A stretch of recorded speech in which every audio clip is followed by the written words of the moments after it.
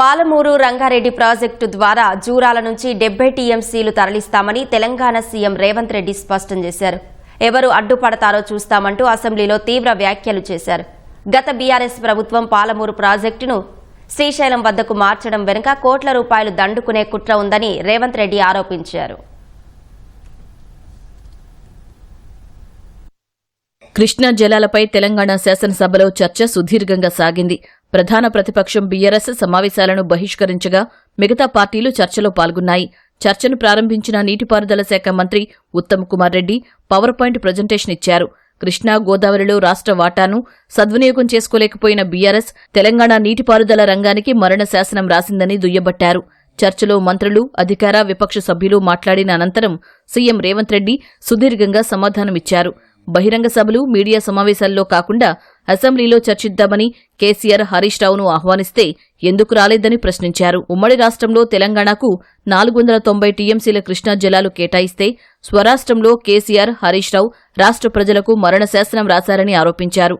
కేంద్రం వద్ద జరిగిన సమావేశాల్లో 299 టీఎంసీలకే అంగీకరించారని తెలిపారు. రెండు రాష్ట్రాలు వాదనలు వినిపించినప్పుడు 811లో మాకు 490 టీఎంసీలు ఇవ్వవలసిందే అని కేంద్ర ప్రభుత్వం దగ్గర వాదించాల్సిన చంద్రశేఖరరావు గారు మన హక్కులను ఆంధ్రప్రదేశ్కి శాశ్వతంగా తాకట్టు పెట్టి సంతకం 2015లో పెట్టడం జరిగింది. అధ్యక్ష, 490 టీఎంసీలకు మన ప్రాజెక్టుల ప్రకారం మనకు నీళ్లు వస్తే అది మొత్తం ఆంధ్రప్రదేశ్కి తీరని నష్టం జరుగుతుంది.